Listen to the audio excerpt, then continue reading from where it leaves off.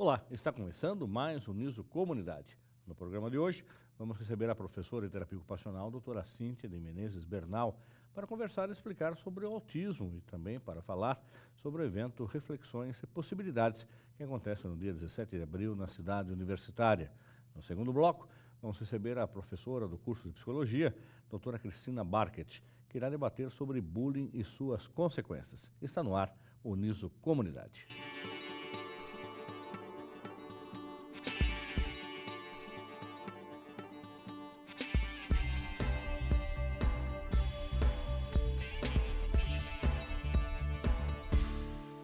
Segundo a Organização Mundial da Saúde, estima-se que há cerca de 70 milhões de pessoas com autismo em todo o mundo, sendo 2 milhões somente no Brasil.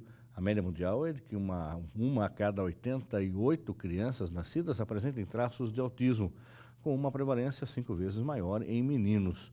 Para falar mais sobre o assunto, vamos receber a professora doutora Cíntia de Menezes Bernal. Doutora Cíntia, muito obrigado pela sua presença.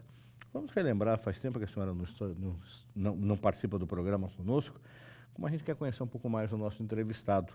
Gostaria que a senhora falasse da sua graduação, da sua titulação e de quanto tempo já está aqui na Uniso. Tenho já 36 anos de experiência em terapia ocupacional, fiz a graduação na década de 80, na Metodista de Piracicaba e sempre trabalhei na área da terapia ocupacional pediátrica. Então, sempre atendi crianças e as demandas das diferentes problemáticas que afetam o desenvolvimento infantil e a infância.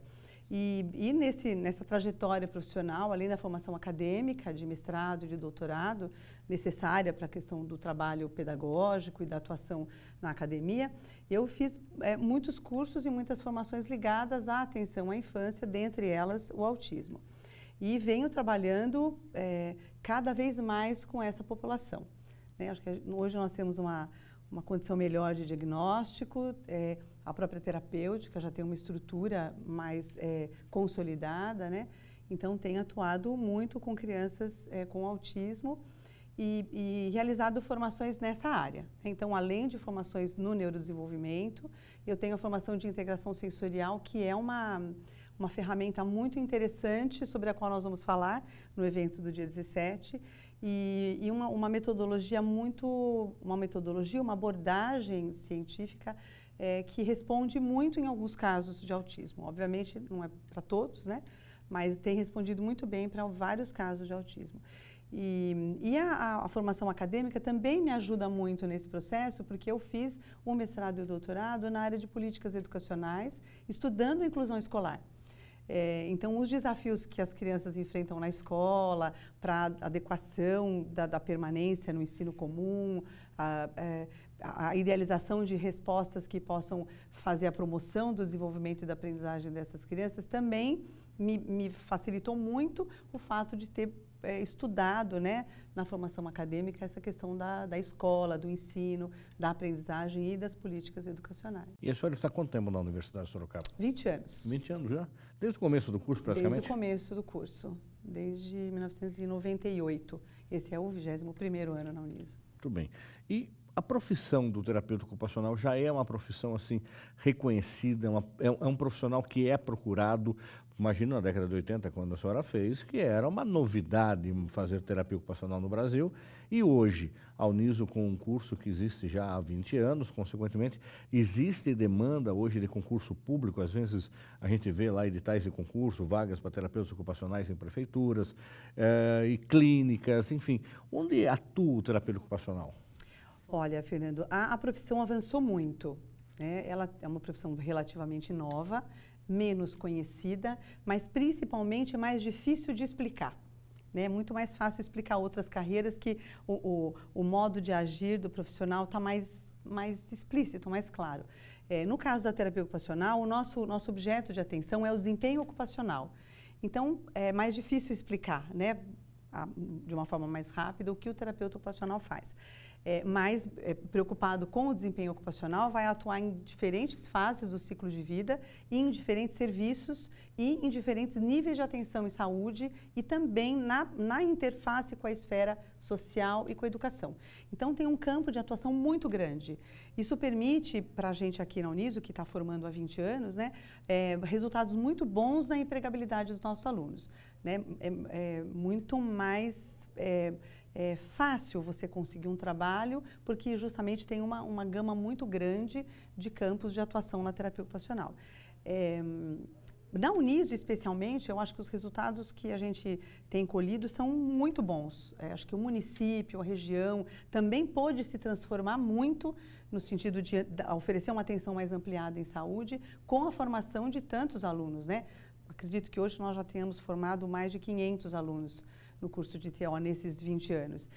Então, nós temos respostas muito boas, né? E o fato de formarmos mais terapeutas ocupacionais também torna a profissão mais conhecida, mais reconhecida, mais facilmente, né, compreendida, né? Entendida. Então, a gente tem hoje uma condição muito mais feliz, sem dúvida, pelo fato de que a profissão se consolida, obviamente, no decorrer do tempo, mas porque nós estamos formando profissionais da área.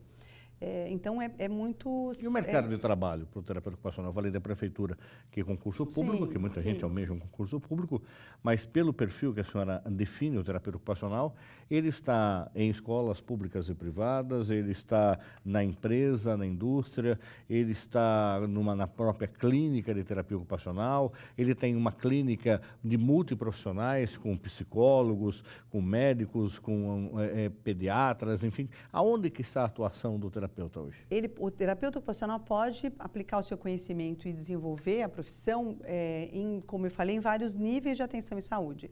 Ele pode trabalhar em unidade básica de saúde, em centros de referência para a população no campo social, então o CRAS, né, o NASF, a própria OBS, nas equipes de apoio aos integrantes da equipe do SUS, e pode trabalhar em serviços mais especializados também, centro de reabilitação, clínica particular ou clínica, ou mesmo entidades filantrópicas, hospitais, tanto nas alas de enfermarias como nas UTIs, nos berçários de alto risco, na pediatria.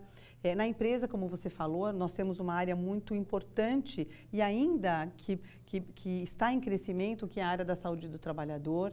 Na saúde mental, que é uma área bem clássica, né, hoje nós estamos aqui num dia que vai haver uma manifestação de apoio à luta antimanicomial. Então, se originalmente o terapeuta ocupacional trabalhou em hospitais psiquiátricos, né, no modelo mais asilar, hoje ele engajado na luta pelo tratamento fora do hospital, né, pela rede de atenção psicossocial que vai oferecer o atendimento preventivo e o tratamento propriamente dito, né, de reabilitação ou de processo de enfrentamento das diferentes patologias nos serviços substitutivos, né, que são essencialmente os CAPs, o Centro de Atenção Psicossocial. Então, esse é um campo muito grande da TO. Hospitais, como eu falei, clínicas particulares, e o trabalho em equipe é um trabalho muito caro para a terapia ocupacional, que tem na sua essência essa habilidade de dialogar em diferentes áreas, diferentes campos, e uma condição muito dialógica de poder enfrentar as demandas dos pacientes, construir o projeto terapêutico dos pacientes em conexão com as outras áreas de intervenção em saúde ou mesmo de outros campos, como é a questão escolar. No campo educacional, eu entendo muito o terapeuta ocupacional como um mediador. Ele não necessariamente vai fazer atendimento clínico na escola, né? Embora em outros países a gente veja que isso pode acontecer, né? Em locais agregados com a escola, muito próximos, Estados Unidos, por exemplo. Mas aqui nós vemos o trabalho do terapeuta ocupacional mediando os processos de desenvolvimento e aprendizagem, os processos acadêmicos, porque tem como uma ferramenta muito importante o domínio do desenvolvimento infantil. Então, o terapeuta ocupacional faz trabalhos muito importantes na área escolar, fazendo essa mediação com as equipes das escolas, facilitando a inclusão e a permanência do aluno com algum tipo de necessidade especial na escola e o aproveitamento dele naquele espaço, né? Ele não pode ser café com leite na escola. Ele tem que ter um programa voltado para os desafios que ele precisa para aprender, desafios justos, e é bem né, nesse pedaço que a gente atua, trabalhando com tecnologia assistiva e trabalhando também em parceria com os educadores. Nunca ensinando os educadores a trabalhar, mas construindo junto com os educadores os modos de agir que são individualizados, né, porque as demandas das crianças são individuais, são particulares. Qual é o perfil do estudante de terapia ocupacional, daquele que vem escolher o curso? Como é que ele se enxerga a terapia ocupacional? Ele precisa gostar de física, de química, de biologia, de exatas, de humanas? Qual é o perfil? Quanto ao perfil, né, do ingressante no curso de terapia ocupacional, nós observamos uma qualidade muito forte, que é o gosto pelo cuidado. O desejo do aluno, normalmente, ele atribui essa preferência. Eu gosto de ajudar as pessoas. E a gente vai transformando ao longo do curso esse gosto por ajudar, esse desejo de ajudar, pela técnica de cuidar. Né? A gente consegue transformar o aluno no sentido dele se preparar para o cuidado. E também uma característica muito importante é o gosto pelo contato humano.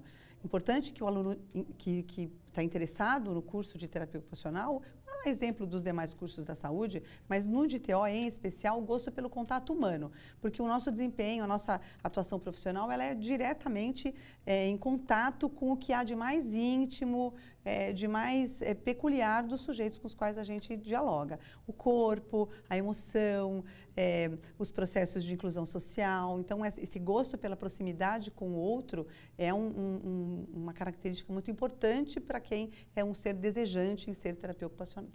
Gostar de gente, então. Gostar de gente. E Tudo do bem. contato com gente. Lembrando que no mês de abril é comemorado, então, um mês todo, no dia 2 de abril particularmente, é o Dia Mundial de Alerta sobre Autismo. E aí nós vamos falar agora sobre autismo com a professora Cíntia. O que é o transtorno do espectro autista? Essa é uma problemática, Fernando, que tem a ver com, com prejuízos ou com um comprometimento muito impactante nos processos neurológicos do desenvolvimento.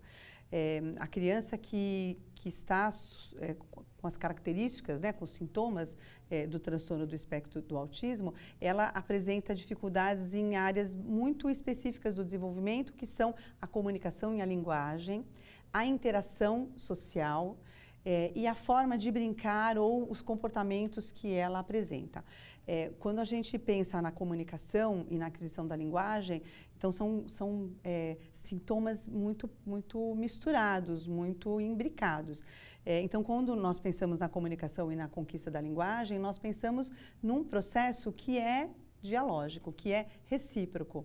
E a criança com autismo tem uma dificuldade importante, muitas vezes, né, em estabelecer esse contato recíproco e fazer a comunicação recíproca. E, portanto, a linguagem falada, né, ela também pode estar muito comprometida ou, muitas vezes, ausente. Então, esses dois pilares, né, a comunicação e a interação social, estão prejudicados nesses casos, e o comportamento da mesma forma.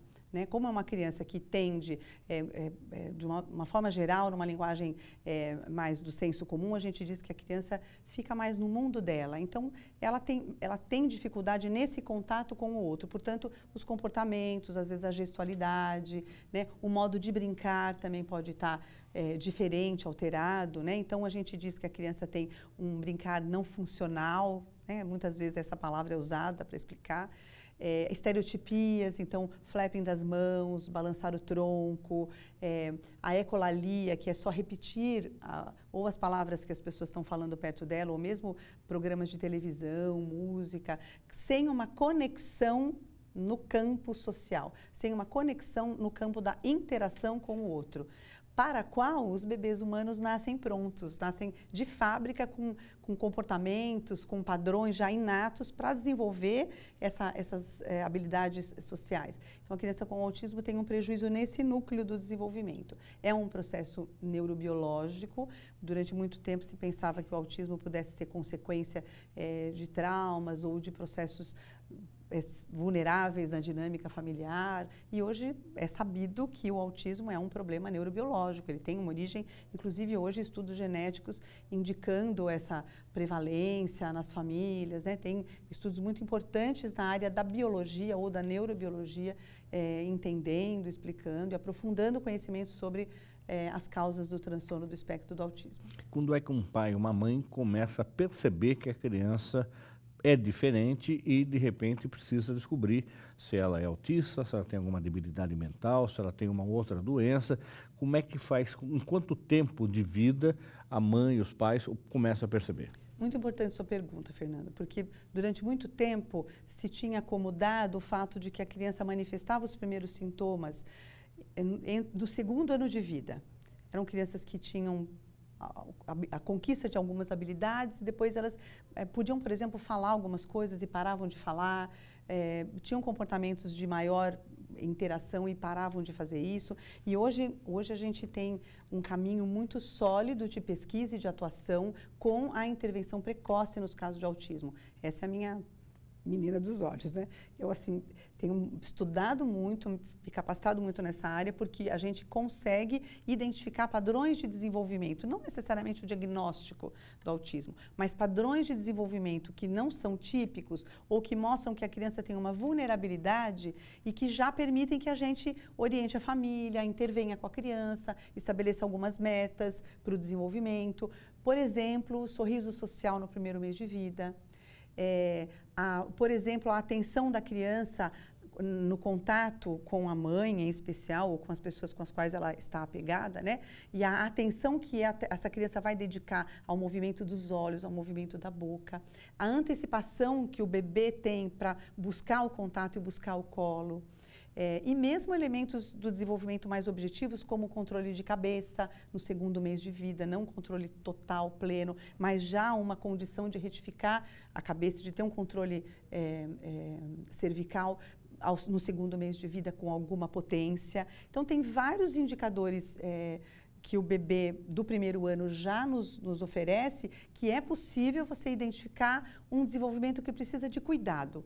Acho que é muito preocupante dizer agora que você vai diagnosticar no primeiro ano e dar já o CID, né? Mas, então, eu estou chamando a atenção para você do cuidado com o nascimento e com o desenvolvimento infantil. Então, a parceria com os pediatras, com os diferentes terapeutas que estão envolvidos com o cuidado com os bebês, tem uma série de indicadores que já nos permitem, eu digo, acender a luzinha vermelha para olhar melhor para essa criança. E esses comportamentos podem estar, inclusive, em outros distúrbios ou comprometimentos, mas o transtorno do espectro do autismo também se inclui nesse bojo, né, de uma série de condições que precisam ser olhadas com muita atenção no primeiro ano, porque quanto antes você começa a ajudar ou a contribuir com o processo de desenvolvimento, melhores são as respostas. A gente tem pesquisas no Canadá, por exemplo, que mostram crianças sendo atendidas nos 3 primeiros anos com um percentual muito maior de chance de conquistar a linguagem, de diminuir os padrões atípicos, né, do que aquelas que foram diagnosticadas tardiamente e aí começaram a intervenção mais tarde também. Eu vou voltar numa pergunta que você me fez sobre a questão dos concursos e da atuação do TO, e aí eu vou chamar os outros colegas, né, da equipe interdisciplinar. Nós vamos melhorar muito a condição de atenção aos bebês de baixo, médio ou alto risco. A gente tem uma carência muito grande de programas estruturados com terapeutas do desenvolvimento competentes, habilitados, para poder fazer essas triagens. Isso nos municípios em geral? Em geral, inclusive no nosso, né? Então, a nossa atenção em saúde, a nossa política pública em saúde, embora esteja, né, aí com as suas conquistas, nós precisamos melhorar muito essa área. Os bebês precisam ser muito bem cuidados, porque você, além de proporcionar um desenvolvimento melhor, uma condição familiar melhor, você vai economizar custos para o sistema, pensando em várias problemáticas, né? Então, embora a gente tenha, sim, concursos públicos acontecendo, o terapeuta ocupacional e outros profissionais se inserindo nas equipes de saúde, ainda é muito pouco perto daquilo que a gente precisa para ter um padrão bacana, né, de atenção à infância. E eu posso falar de tratamento? Nós estamos falando aqui com a pergunta que eu levantei para a senhora, é com quanto tempo a mãe percebe, o pai percebe que a criança acender a luzinha vermelha, que ela precisa ser olhada de forma diferente. Existe tratamento para curar o autismo? Existe essa situação? Ou, como a senhora disse, a partir do momento em que se detecta que existe, entra-se com uma série de ações para melhorar a convivência dessa criança, para que, e outra, existem também variáveis do autismo. Por exemplo, a gente imagina que o Leonardo Messi, por exemplo, um dos maiores jogadores de futebol do mundo, é autista, tá? Existem outros autistas que têm uma convivência tipicamente normal, porém tem outras crianças autistas que elas têm uma dificuldade enorme de relacionamento, elas já são adolescentes, mas elas não conseguem conviver, elas gritam, elas não gostam de ambientes públicos, elas ficam transtornadas nesses ambientes. Então, existem níveis de autismo e existe o tratamento para autismo? Sim. Acho que a primeira coisa importante de dizer é que o autismo não tem cura. O autismo é uma condição crônica. Por isso, quanto antes a criança puder ter acesso aos tratamentos, né, já é no plural, melhores as condições que a equipe de saúde e a família é o membro mais importante desse processo, porque a família fica com a criança a maior parte do tempo. Então, família, escola, a comunicação tem que ser muito aberta, muito constante. Então, quanto antes se iniciar os processos de intervenção, o processo de tratamento, né?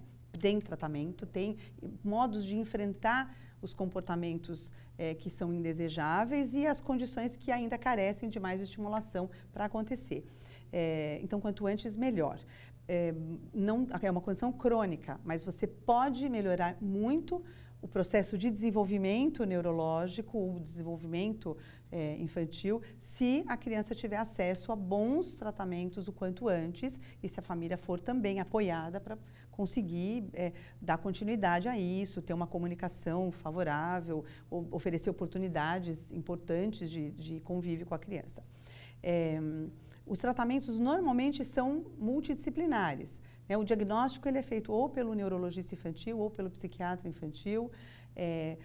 Atenção a esses indicadores, todos os profissionais da equipe, o pediatra que vê regularmente a criança, ele tem que ter domínio. E do ponto de vista terapêutico, a equipe multidisciplinar pode atuar com as crianças com autismo. A terapia ocupacional, a fonoaudiologia, em alguns casos a fisioterapia, porque tem crianças que têm apresentações no seu processo evolutivo que demandam intervenção fisioterapêutica. Não posso esquecer de ninguém. A psicologia, hoje em dia muito a musicoterapia, que não é exatamente um membro integrante da equipe de saúde, mas é um profissional que tem contribuído muito para os processos de reabilitação ou de tratamento da criança com autismo. A psicopedagogia, né, os educadores de uma forma geral. Então, é uma criança que demanda uma atenção multi e cara. Portanto, o poder público precisa urgentemente mover formas de colocar políticas em ação para que essas crianças tenham acesso a isso. O tratamento é longo, né? A gente não tem uma previsão de alta, né? Embora a gente deseja que se contribua para a autonomia da criança e da família e terapeutize o menos possível, né, mas o necessário quando a criança precisa. E a gente tem hoje uma série de abordagens sendo estudadas e implementadas para o enfrentamento da criança com autismo. Nem todas as abordagens se aplicam a todas as crianças. É importante dizer isso, porque parece que a mãe fica numa angústia porque precisa fazer todas as abordagens. Tem algumas crianças que demandam atenção numa área específica, se dão bem ou têm características do desenvolvimento que demandam uma atenção específica numa abordagem ou em outra. Uma delas, você falou de processamento, você falou da criança que grita, né? Muitas crianças com autismo têm falhas no processamento sensorial. E hoje a gente tem atendido muito as crianças com autismo na perspectiva da integração sensorial, que é uma ciência e também uma abordagem de intervenção. E tem respondido a muitas crianças, né, que têm essa falha no processamento. A muitas crianças essa metodologia tem respondido muito bem. Né? E as crianças têm procurado, as famílias têm procurado, a comunidade médica tem reconhecido o valor, né? Mas obviamente é uma abordagem importante, sólida, científica, com indicadores com probabilidade, mas para algumas crianças, aquelas que têm falhas no processamento sensorial. E esses comportamentos atípicos e às vezes, né, bizarros, como muitas vezes a literatura traz, muitas vezes eles são resultantes da falha do processamento sensorial. Crianças hiperresponsivas ao barulho, então as crianças que tampam o ouvido, crianças hiperresponsivas ao tato, né, que não conseguem, com problemas alimentares importantes, com bastante reatividade a isso, a processos do desenvolvimento vestibular. Então, Então, tem caminhos de tratamento, tem enfrentamento, a ciência tem mostrado e tem oferecido para a gente muitos subsídios para trabalhar com a criança com autismo no evento do dia 17. É isso que a gente queria que a senhora falasse agora desse evento. Vamos falar sobre isso, né? A foco foi pensar na questão terapêutica, foi esse o foco quando a equipe do curso de terapia ocupacional e de fonoaudiologia organizou o evento. Para esclarecer mesmo. E para quem é aberto para quem é o público do evento de 17 de abril, que será aqui no auditório Bloco D, na cidade universitária, no período da manhã e à noite no Bloco C. Isso. É um evento aberto à comunidade de Sorocaba e região. Profissionais, interessados, familiares, estudantes. É um evento que está aberto à comunidade. E como é que faz para ter mais detalhes sobre esse evento? Tem um site, um Face, um e-mail de contato? O telefone do laboratório do Bloco de Apoio 2, 2101-7061. Vamos repetir? Está fazendo as inscrições. 2101-7061. As inscrições são gratuitas ou não? Gratuitas, 1 quilo de alimento, se eu não estou... Tá, uma doação de 1 quilo de alimento para participar. Isso, para uma doação assistencial.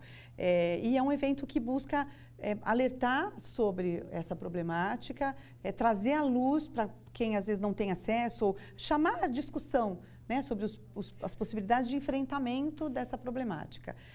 Porque nós temos respostas muito importantes de crianças que são atendidas precocemente de uma forma intensiva.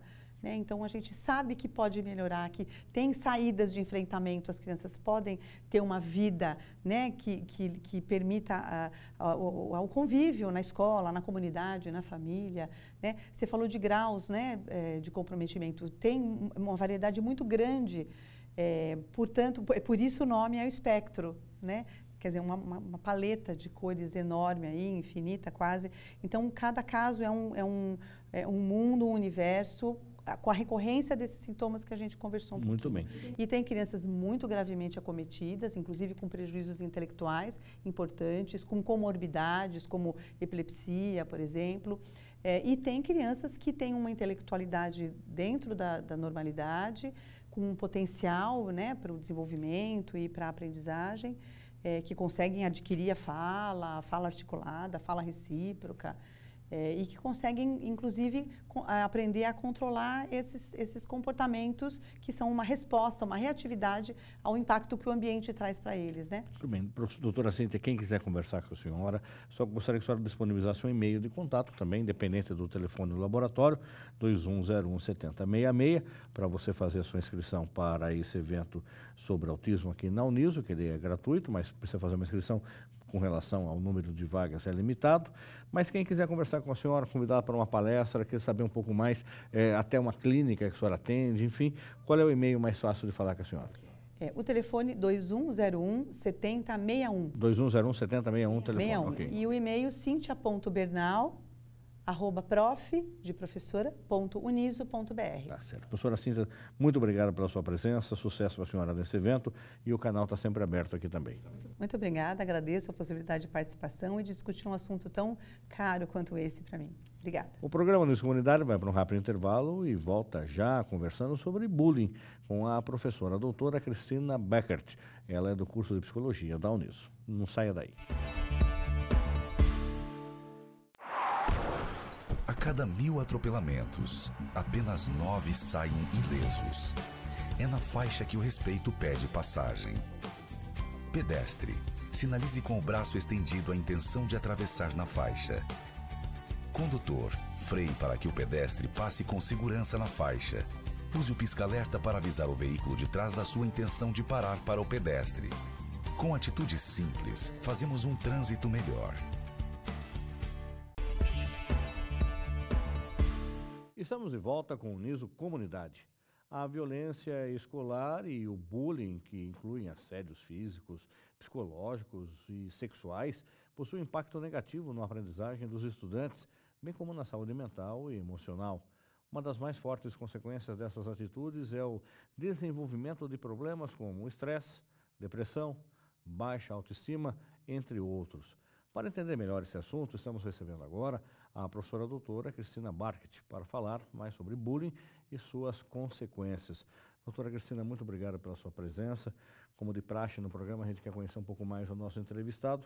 Gostaria que a senhora falasse da sua graduação, onde aconteceu, da sua titulação acadêmica, seu mestrado, doutorado, que a senhora pesquisou nesse período e quanto tempo está aqui na Universidade de Sorocaba. Bom, em primeiro lugar, muito obrigada pelo convite.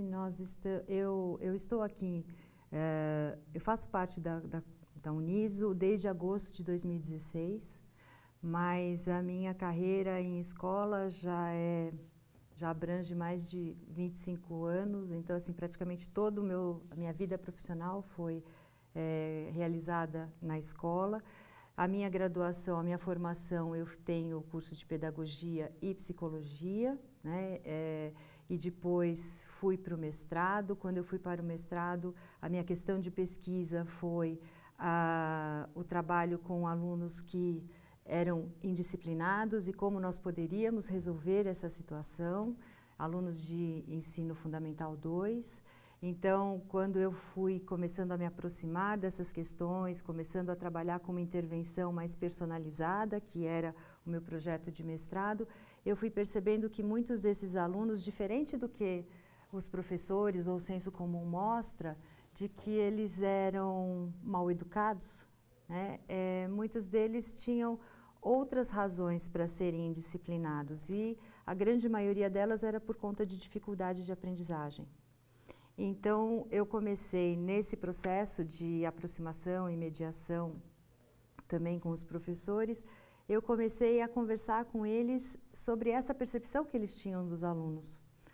E nem sempre era a percepção de alguém que tivesse dificuldade, né? Mas sim da falta de educação, como eu disse. E eu comecei a discutir com os professores possibilidades que nós pudéssemos nos aproximar desses alunos, para que eles pudessem colocar a dificuldade deles e nós pudéssemos fazer com que ele tivesse essa situação revertida de não compreensão. E por conta disso eu comecei a trabalhar e a estudar estilos de ensinar e estilos de aprendizagem, que foi o foco do meu doutorado, quando eu trabalhei aí sim com professores e fui trabalhando com eles essa importância de que eles se conheçam, para que eles possam se apropriar do dia a dia deles e possam se sentir mais fortalecidos para enfrentar os desafios da sala de aula. Então, foi o meu projeto de doutorado, onde eu desenvolvi uma escala de avaliação de temperamento de professores e a partir da identificação do estilo de temperamento dele, como ele poderia organizar melhor a sala de aula. Então, a violência ou a truculência do professor ou da escola com um aluno que tem uma situação de indisciplina jamais é a solução para poder fazer com que chame a atenção dele e ele volte para ter ou comece a entender o cotidiano da escola? Jamais. Jamais. Eu acho que... Entender primeiro o problema. Isso. Não tratá-lo com violência. Exatamente. Até porque o adulto da situação somos nós. Então, cabe a nós buscar conhecer aquele aluno, buscar uma aproximação dele para que ele possa se sentir seguro para colocar os problemas que ele tem. E aí nós podemos, então, fazer as intervenções mais adequadas, mas no sentido de aproximá-lo e não de afastá-lo. Porque todas as vezes que nós somos trunculentos, que nós somos violentos, a única reação que nós teremos de volta é essa, né? Então, eu acho que... E não é adequada para nenhum de nós, né? Isso não facilita a aprendizagem. Doutora Cristina, não tem como a gente não falar no programa de hoje a respeito do caso de Suzano, uma tragédia, se foi uma tragédia anunciada ou não, que vai ser um tema que a gente vai discutir agora, se ela começa lá atrás com a situação do bullying, que era um dos depoimentos de um dos ex-alunos, que foi o assassino dos colegas e dos funcionários da escola. Qual é o conceito de bullying? O bullying, para muitos, é um mimimi. tá, hoje, porque na minha época não tinha bullying, eu sempre fui o gordinho quatro olhos e não sofri bullying. O outro sempre foi o neguinho, o outro sempre foi o pau de vira-tripa, o outro sempre foi a caolha, outro, enfim, e tem N situações de que uma geração lá dos anos 70 conviveu com isso, né? O cabelo de sarará, o cabelo ruim, e assim foi. Agora, nós já sofríamos bullying e não entendíamos, e essa geração sofre bullying e é uma geração mimimi. Como é que a senhora entende essa interpretação do senso comum que leva a uma tragédia dessa do menino que eventualmente sofreu bullying e ele volta para a escola e comete uma atrocidade daquela? Uhum. Bom, eu acho que, em primeiro lugar, é muito importante que a gente defina, então, o bullying, né? Como foi a sua pergunta. Porque o bullying, na verdade, ele é um problema social, é um problema que faz parte das relações humanas, né? E, como você mesmo disse, isso acontecia na nossa época de escola, então não é um fenômeno recente, porque, na verdade, é um modo que as pessoas se organizam de, muitas vezes, não tolerar quem é diferente. Só que essa não tolerância, ela não é simplesmente, por exemplo, como você mesmo disse, né? Tem o gordinho, tem o magrelo e etc. Mas não é só isso, né? É porque também há um componente aí pessoal, de que essa pessoa, porque nós temos muitas pessoas que são gordinhas, como você mesmo citou, e não necessariamente serão vítimas de bullying, serão alvos de bullying. Por quê? Porque são pessoas que acabam tendo uma capacidade de enfrentamento que, mesmo que tenha sido feito essa piada alguma vez, ou um comentário mais jocoso, mais agressivo, mais ofensivo, isso foi resolvido. Agora, quando essa pessoa não tem essa capacidade de enfrentamento, então aquele agressor, que é quem normalmente acaba buscando enaltecer defeitos, né, ou características não usuais de outras pessoas, de colegas, o que ele vai fazer? Ele encontra aquele alvo porque vai ser aquela pessoa que não vai reagir a ele e que vai permitir que ele possa, digamos assim, legitimar ou mostrar o poder que ele exerce em relação não só àquela pessoa, mas também ao grupo, porque o bullying, ele vai acontecer sempre entre iguais, ele vai acontecer entre colegas, não existe bullying entre o professor e o aluno, por exemplo, aí seria um assédio moral, mas existe o bullying entre os colegas. E o que vai acontecer então? Eu preciso de 3 grandes atores, eu preciso de quem é o agressor, eu preciso de alguém que vai ser o alvo ou a vítima, e eu preciso de uma plateia, que são os colegas que estão sempre vendo isso acontecer e que nem sempre é presenciado pelos adultos da escola, pelos professores, porque é algo para acontecer de uma forma bastante dissimulada.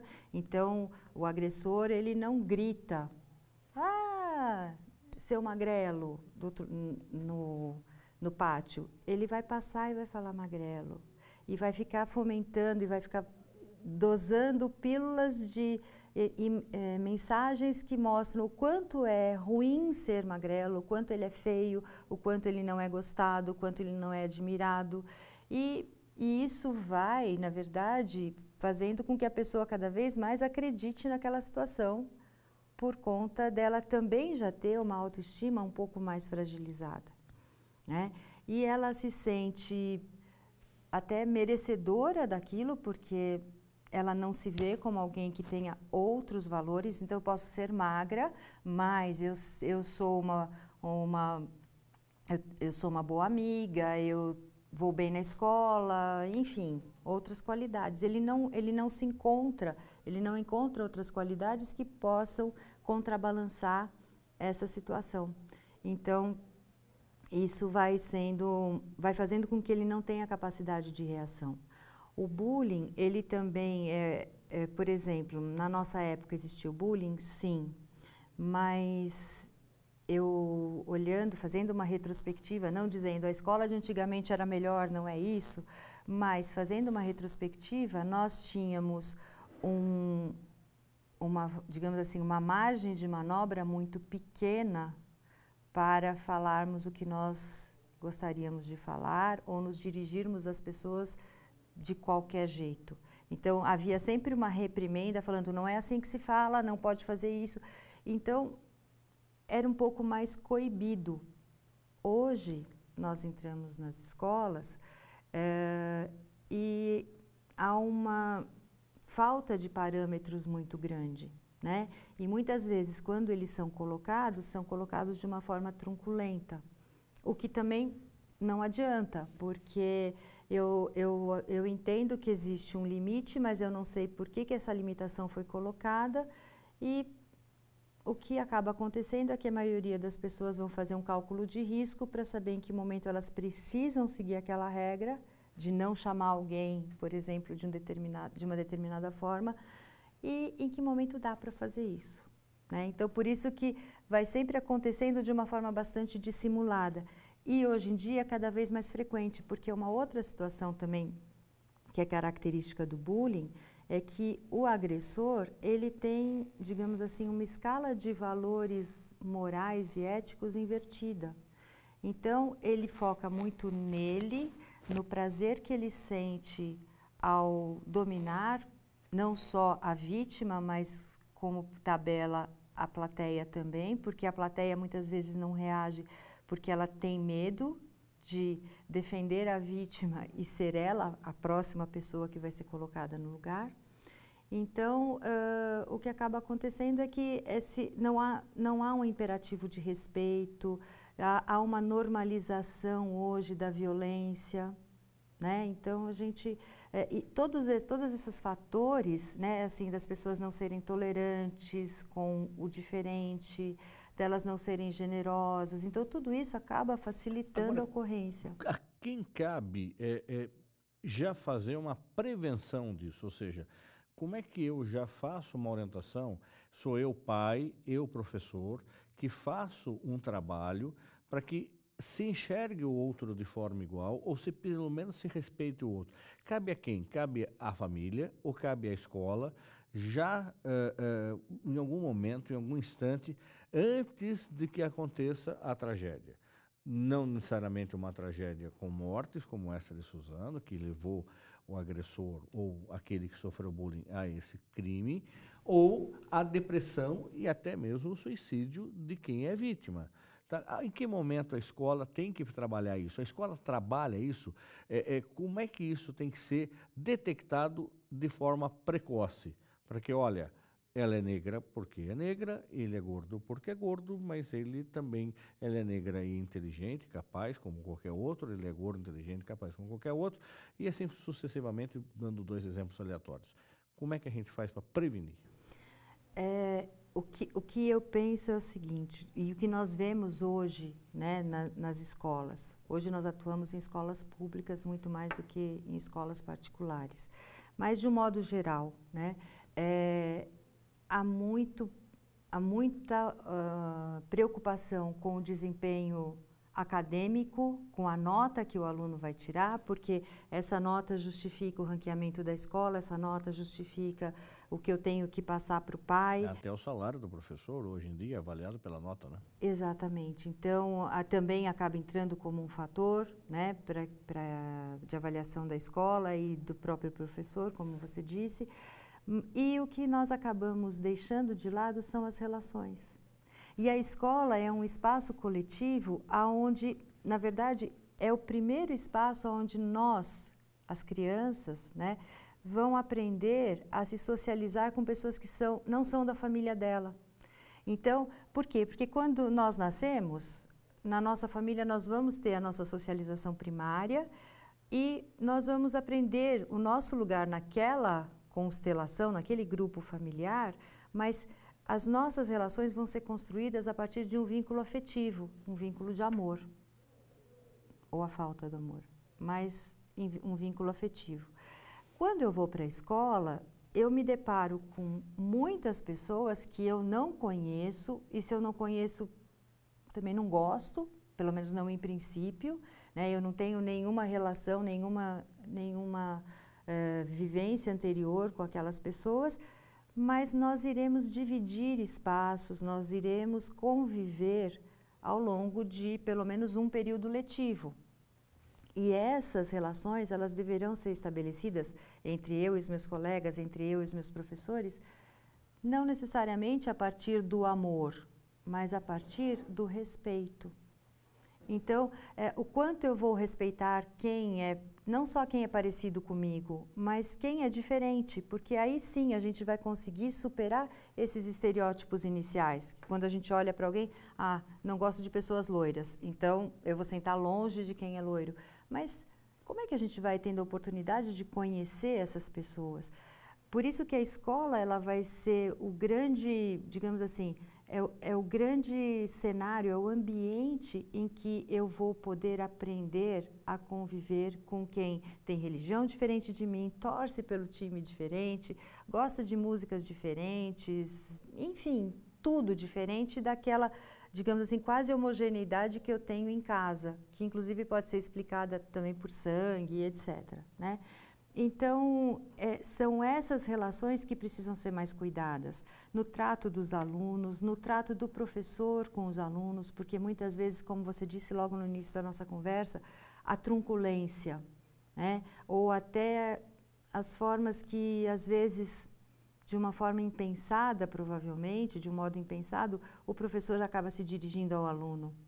Você é burro, você não aprende. Então, isso acaba fomentando uma condição de que eu não sou capaz de fazer aquilo. E também vai prejudicando a autoestima, vai deixando a criança numa situação mais vulnerável. Então, eu penso que começar a trabalhar um projeto anti-bullying significa a gente começar a olhar para as relações interpessoais que são estabelecidas na escola, que, como você disse na abertura do nosso bate-papo, elas podem, a situação de violência, ela pode prejudicar, ela prejudica, né, o processo, a qualidade do processo de ensino, a qualidade do processo de aprendizagem. Então, nós precisamos cuidar para que as pessoas possam se sentir ouvidas, possam buscar ajuda, possam, enfim, aprender a estabelecer relações que têm esse objetivo de que eu possa conhecer o outro e saber que, apesar dele ser diferente de mim, existe um valor, porque eu não posso pautar só atribuição de valor por quem é muito parecido comigo, que é uma condição hoje muito, digamos assim, reforçada via Facebook, via grupos de WhatsApp, né? Então, assim, e se você fizer alguma coisa que eu não gosto, que eu digo, qual é a minha primeira ação? Bloqueio você. Então, assim, eu não posso ficar só no bloquear, eu preciso resolver esse conflito. Por que a sua opinião é diferente da minha? E como que a gente vai entrar num acordo que não necessariamente significa convencimento? Mas como é que as pessoas vão ter essa possibilidade de expressar a sua opinião e de poder, apesar de colocar até uma opinião que não seja, digamos assim, alinhada à da maioria, mas que ela se sinta segura de fazer isso e se sinta respeitada, porque, ok, você pensa diferente de mim, mas esse diferente também precisa ter um cuidado de que todo esse movimento, ele seja pautado por valores éticos, né? Então, assim, você pensa diferente de mim, mas o que você pensa fere algum princípio ético em relação à vida, à justiça, ao respeito ao outro, então, a generosidade, a solidariedade, se ferir, então a gente precisa conversar mais, porque não é uma posição que vai fomentar uma qualidade de vida, um princípio democrático de que todos podemos coexistir. Agora, para quem que eu recorro? Por exemplo, o pai, a mãe que está nos ouvindo, está nos assistindo, percebe que houve uma alteração de comportamento do filho, da filha, com relação à escola. cabe ao pai e à mãe sentar e entender, cabe ao pai e à mãe tentar entender e ir à escola, conversar com o diretor da escola, coordenador pedagógico, a professora da turma, ou cabe ao pai e à mãe ir conversar com o pai do outro que eventualmente me provoca e está me trazendo esse mal-estar. Eu acho que o pai, primeiro, uma forma de nós, inclusive, trabalharmos a autoestima dos nossos filhos é estarmos próximos a eles. Então, e o vínculo? Um vínculo de segurança, um vínculo de confiança, de que estamos juntos para qualquer coisa. Isso é muito importante para os filhos, para a formação dos nossos filhos, né? Para que eles possam ser seguros e possam buscar a sua autonomia. Então, a primeira coisa é essa proximidade que nós temos de perguntar para os nossos filhos, apesar da nossa rotina maluca, corrida, que a maioria de nós tem, né? Mas haver um momento do dia em que a gente consegue sentar no almoço, na janta, e aí como foi? Sem telefone celular, sem televisão ligada, mas vamos conversar. Então, é um momento de acompanhamento. Como foi seu dia? Não necessariamente de checar, fez a lição, claro que faz parte esse acompanhamento também, mas como foi o seu dia? Vamos contar um para o outro como foram os nossos dias. Além dessa proximidade, se percebemos que há alguma mudança, por exemplo, as crianças ou os adolescentes que são alvo de bullying, eles começam a não querer ir à escola e, às vezes, para não querer ir à escola, muitas vezes eles somatizam alguma coisa, então eles passam a ter dor de barriga, eles passam a ter dor de cabeça, eles passam, de fato, a ter um sintoma físico que faça com que eles fiquem longe daquele ambiente, né, que é onde acontece a agressão cotidiana e frequente. E muitas vezes eles vão se tornar mais introspectivos, enfim, essas mudanças que no começo são muito sutis, elas precisam ser observadas e servir de alerta. Às vezes o filho não vai contar para o pai o que está acontecendo. Mas aí é importante essa abertura e essa proximidade família, escola, para que os pais possam ir ao coordenador, por exemplo, que acaba sendo, ou ao diretor da escola, dependendo da escola, a pessoa da escola que seja mais aberta, né, que seja mais a que recebe sempre o canal de comunicação, né, com os pais, com a família, e possam relatar o que eles estão observando. Porque aí a escola tem como começar também a observar mais o que está acontecendo com aquele aluno, porque lembrando, o bullying ele vai acontecer de uma forma disfarçada. Então, quando nós na escola percebemos uma situação de, por exemplo, um roupante de choro de uma criança ou de um adolescente, uma agressividade que ele faça não necessariamente em relação ao agressor, porque ele não se sente tão forte para isso, mas que a gente vai ver, então, assim, o final praticamente, né? Quando o vai ter a sua erupção. Então, é importante que a escola tenha essas informações para poder ficar mais atenta. Mas só isso também não é suficiente. A gente volta de novo na necessidade de que a gente olhe para como essas relações são estabelecidas. Como nós vamos criando um espaço para que haja digamos assim, a preponderância do respeito, da colaboração, porque a gente também não aprende sozinho, né? Nós na escola aprendemos com os nossos colegas, então como nós podemos ter essa condição de aprendizagem, e aprendizagem não é uma coisa fácil, né? Porque a gente tem dúvida, a gente mais erra do que acerta, então como a gente cria esse ambiente de confiança, como a gente cria um ambiente em que as decisões são tomadas de uma forma coletiva, ou seja, se há um problema de indisciplina em sala de aula, não cabe só o professor ficar dizendo, olha, fica quieto, vou te mandar para a coordenação, você vai ser suspenso. Não, quer dizer, gente, nós estamos com um problema aqui. Como nós vamos resolver? O professor, ele tem que olhar e falar, a proposta de atividade que eu estou dando não está atingindo aos alunos. Como eu posso mudar? Mas também, gente, o que está acontecendo? Como é que nós vamos nos organizar para que a aula possa acontecer?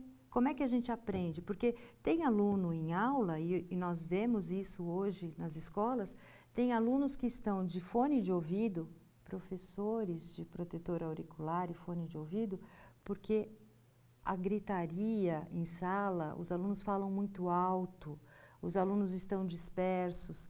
Então, como a gente resolve isso? Professora Cristina, é um assunto muito vasto, realmente a gente precisaria ter aí pelo menos um programa inteiro para a gente resolver. E eu gostaria que a senhora colocasse à disposição o seu e-mail institucional da Uniso, para eventualmente aquele que está nos acompanhando até agora possa entrar em contato convidando para uma palestra, saber inclusive como é que o curso de psicologia da Uniso pode ajudar em alguma situação, enfim. Como é que a gente faz para falar com a senhora? cristina.bachert@prof.uniso.br. Como é que a gente escreve o Bachert? B-A-C-H-E-R-T. cristina.bachert@prof.uniso.br é a forma mais fácil de falar com a senhora, então. Com certeza, eu estou à disposição e o colegiado todo de psicologia também à disposição da comunidade para atendê-los no que for preciso. Muito obrigado mais uma vez. Sucesso para a senhora no trabalho que realiza. Muito obrigada. O programa Uniso Comunidade fica por aqui. Para entrar em contato com a nossa produção, basta acessar o nosso Facebook, que é Uniso Comunidade. E você pode também acompanhar no Instagram, que é @Uniso Comunidade. Obrigado pela sua audiência e você pode rever esse e outros programas no nosso canal no YouTube, a TV Uniso, ou pela nossa rádio online, radioniso.com. Até o próximo programa. Até lá.